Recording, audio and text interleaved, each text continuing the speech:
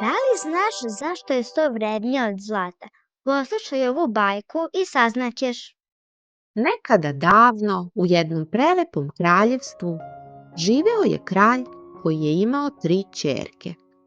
Voleo ih je kao oči u glavi, ali kako je vreme prolazilo, kosa mu je osedela, snaga ga je polako napuštala. Sve češće je razmišljao, koja od njegovih ćerki će jednog dana postati kraljica. Voleo ih je sve jednako i baš zato nije znao kako da odluči. Na kraju mu pade na pamet jedna ideja. Kraljicom će proglasiti onu koja ga najviše voli. Pozvao je ćerke pred sebe i rekao: Ćerke moje, star sam i ne znam koliko ću još biti sa vama. Želim da odlučim koja će od vas postati kraljica. Ali prije toga recite mi, koliko me volite? Okrenuo se najstarijoj ćerki. Reci mi, kako voliš svog oca? Ona odgovori: Oče moj, volim te više od zlata. Kralj je bio zadovoljan. Zatim upita srednju ćerku: Ti? Ona mu se približi i reče: Oče, volim te kao svoj zeleni venčić. Kralj se nasmeši. Na kraju se okrenu najmlađoj ćerki koja se zvala Maruška. A ti, ćerko moja, koliko me voliš? Oče, ja te volim kao so. Nastade tišina. Starije sestre se odmah pobuniše. Kako to govoriš? Zar voliš oca samo kao so? Ali kralj se razbesni. Mislio je da ga je uvredila. Odlazi mi s očiju, povika. Kad dođu vremena da ljudi više cene so nego zlato, tada se vrati. Maruška je poslušala oca. Otišla je sa suzama u očima i tugom u srcu. Nije znala kuda da ide. Pa je krenula preko planina i dolina, sve dok nije stigla u gustu šumu. Tamo joj se iznenada pojavi jedna starica, koja je upita: Zašto plačeš, dete? Ah, bako, ne vredi da vam pričam.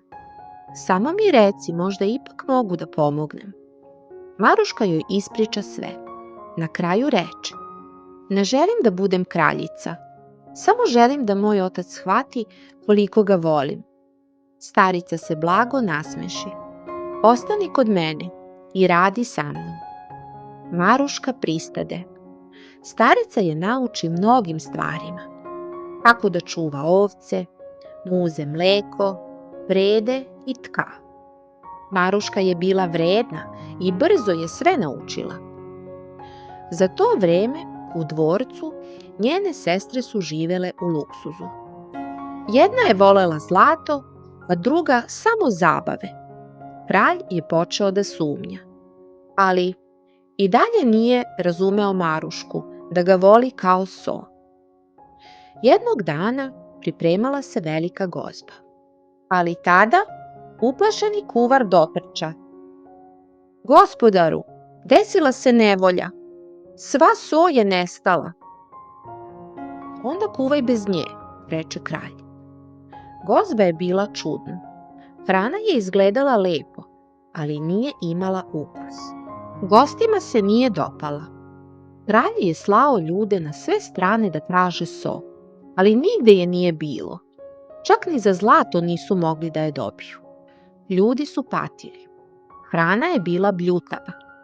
Stoka je slabila, a ljudi su se razboljevali. Sada je so postala vrednija od zlata. Kralj je shvatio svoju grešku. Teško mu je bilo što je oterao Marušku. U međuvremenu, Maruška je živela mirno kod starice. Jednog dana starica joj reče: Došlo je vreme da se vratiš kući. Kako da se vratim kad me otac ne želi? Zaplaka Maruška. Sada je so vrednija od zlata, možeš da se vratiš. Maruška se obradova, ali i rastuži što mora da napusti staricu. Reci mi šta želiš za nagradu, reče starica. Ništa ne želim, samo malo soli, da je odnesem ocu.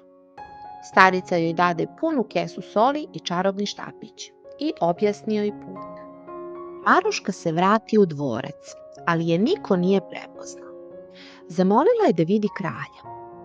Donosi mu nešto vrednije od zlata.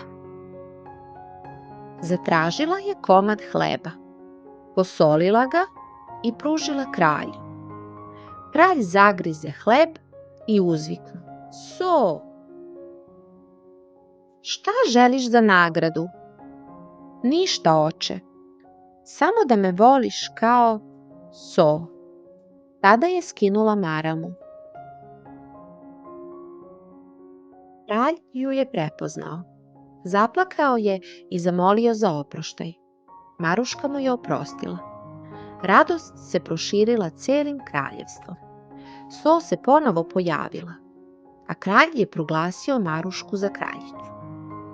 Ali Maruška je ostala skromna i dobra. Nikada nije zaboravila staricu koja joj je pomogla.